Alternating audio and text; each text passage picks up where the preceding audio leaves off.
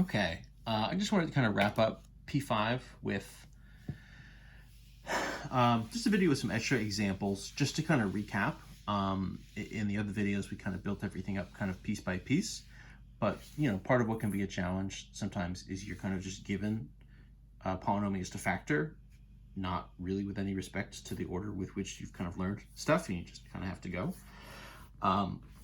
So I wanted to just sort of run some examples kind of essentially from scratch, and we'll sort of talk about how to approach them. Starting with this one. So this is x squared minus 4x plus 3.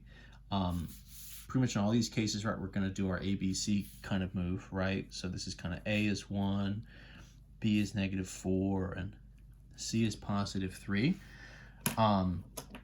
This one will go relatively fast, right? Because we have this, our kind of special case, right, where the sort of A term is 1. What that means, right, we can essentially look at, well, in this case, right, A times C is 1 times 3 is positive 3. And it allows me then to sort of look at the factors of that. In this case, right, I want them to add to the middle term, which is negative 4. So obviously my only kind of factors here, positive 1 and positive 3 won't do, but negative 1 times negative 3, right, will multiply to 3, and negative 1 plus negative 3, right, would add to negative 4. So that's the pair that I want. And what we've said here with factoring, if and only if this A term is 1, what that allows me to do is essentially, once I get my pair, right, my kind of the pair to work with, the negative 1 and the negative 3, I can really just jump straight to factoring this. This is going to just be x minus 1 times x minus 3. So I don't need to do the expansion and the sort of factoring by grouping. You can do that. That is totally fine, and I'm certainly not about to stop you from doing that. But if the A term here is 1, we can sort of jump over that step and essentially just factor right to this. If we broke this as, x squared minus 3x minus 1x plus 3 or something, right, we could still do the factoring by grouping, and we'd end up in the exact same spot. So that's a nice property, sort of a nice thing that can happen when we're working with polynomials where the A value is 1, right? That first term, that leading term, the coefficient is 1. Let's look at another. This is another special case. So this is 4x squared minus 25. This would be 1, right? So here our kind of A value is 4. The B value is missing, would be 0. And the C value here is minus 25. So if my B value is 0, what I'd like to do is I would look for a difference of squares.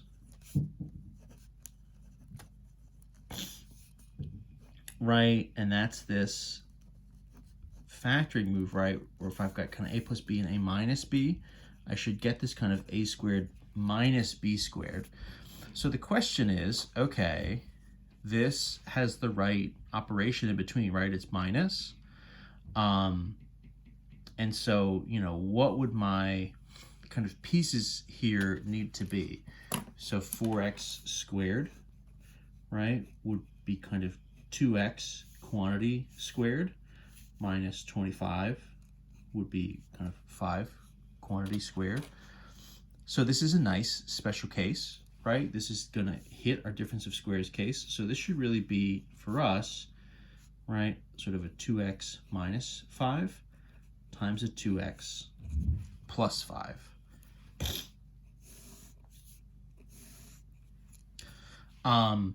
Again, this is another one, you can expand it. You can go through the whole deal, right? A times C here would be like negative 100.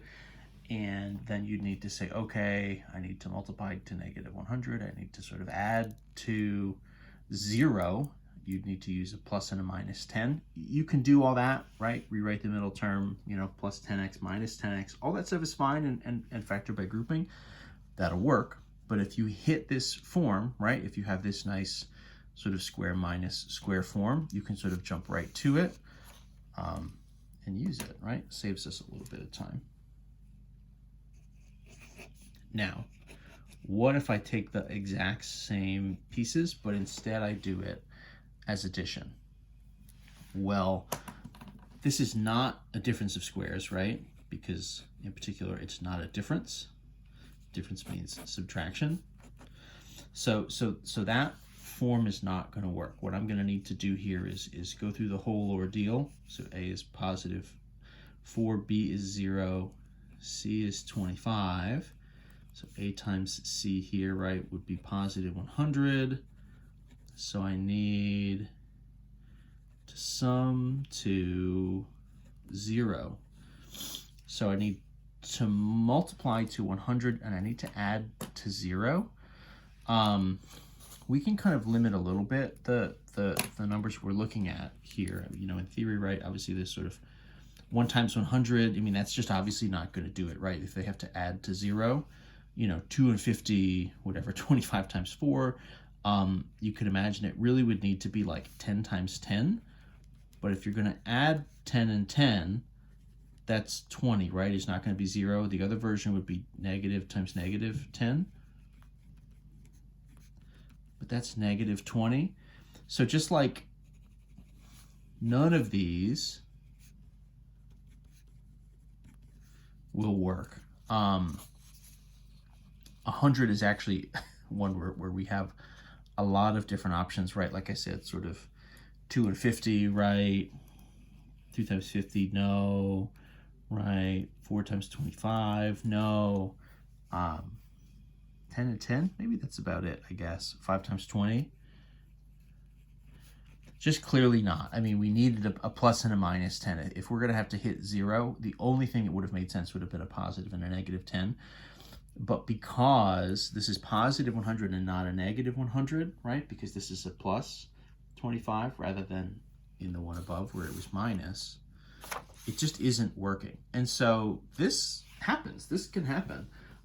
If you just don't get a pair, what that means for us here is that this is not going to factor anymore. This is what we call a prime polynomial. So if it doesn't factor, if we just straight up do not get a number here that works when we're trying to factor it, if we just can't get a pair, that's okay. It just means it won't factor, and it's what we call a prime.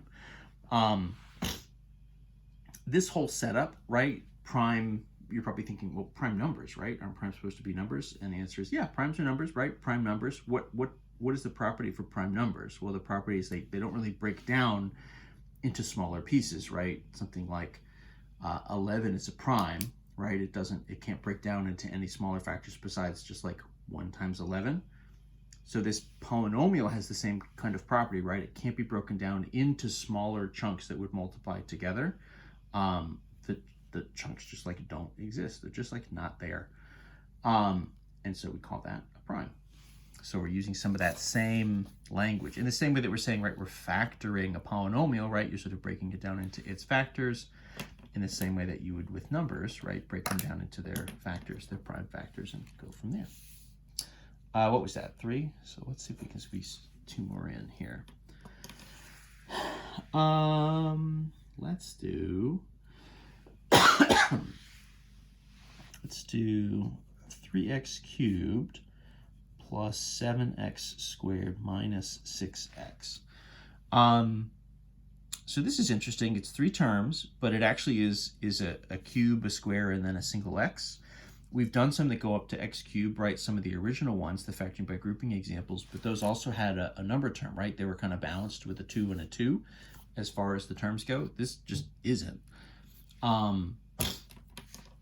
So it leaves us with a little bit of confusing, right? You would say, okay, well, should I do a times a and b and c and go from there? And the answer is yeah, but technically you really need it to be a square, an x, and like a constant, right? In the sort of quadratic form, this just isn't there yet. But what we can do is factor out a GCF from this first. So just like we did in the first video from this section, finding GCFs, we can go back and reuse those same techniques. And I'm just going to do this quickly here because if we look 3 and 7 and 6, 3 and 6 would have a 3 in common, but the 7 just doesn't have anything in common with any of those. So the best we can do here is take 1x out, and then we'll be left with something that's really in the form that we're after. So this would be 3x squared, 7x to the 1, minus 6. So this I can kind of work with. This would be kind of A value is 3, right? B value is 7, and my C value is minus 6. So this I can factor and this I can work with. It's just going to be whatever I get when I factor this times this extra x out in front. So that's fine. A times C here, right, would be what? Negative 18. I need to add to 7, positive 7. Just to save time, you know, you could have obviously kind of 1 and 18. Those aren't really going to do it, you know. 2s and 9s, that's an option. I need this to be negative, so maybe negative 2 and positive 9. Negative 2 plus 9 would hit 7. That would work. 2 times negative 9, right, is minus 7 is no good. It doesn't really matter, right? As soon as I hit a pair that works, I'm just going to stick with it. So let's do x, and this will expand. So this, right, would be 3x squared. So what do we say? Minus 2 and plus 9. So, you know, minus 2x plus 9x, and then my minus 6. So this is just my standard factoring by grouping. I just have this extra x out in front, so I just need to kind of keep everything here in parentheses. I'll just sort of drag this x along. It's kind of just along for the ride, honestly, but that's okay. What's going to happen here? What could we take out of 3x squared and 2x? That would be a single x. So that would be kind of 3x minus 2 left over. 9x and 6. We could take a 3 out. And that's going to leave me with 3x minus 2. Watch your parentheses, right? Make kind of one big parentheses here. The overlap would be this guy and this guy. Let's see how well we can kind of color code this. So this is x. This would be what, right? So x plus 3 times 3x minus 2. So something kind of like this. If we wanted to write it, we can actually, once we've factored the piece in the middle, we can kind of drop that outside set of parentheses and we can go from there. And that's the move, right? So if you have a little bit more stuff that you're kind of working with, absolutely, just like take a GCF out, right? If you've got stuff that's a little bigger, we'll run one last one super quick with some bigger numbers and some bigger powers. And the whole move here, just take your GCF out, right? GCF comes out, it kind of shrinks everything down to size, and then you can just sort of proceed normally. You just get some extra stuff in front, even if you have a negative, right? So let's take, this is negative 4x to the 4 minus 24x cubed minus 20x squared. What could we take out? 4 and 4 and 4 would come out. Let's actually take it out as a negative. And then x to the 2 we could take out in front. So this would be what? Negative 4 comes out, so that's positive. 2x's come out, so that's positive x squared. Negative comes out of here, so that's positive 6x. Negative comes out of this one's 2, positive 5. So this is right, kind of A is 1, B is 6, C is 5. So for my factoring, right, A times C is 5. I need to sum to 6. So 1 and 5 is going to be my pair. So this would be negative 4x squared in front.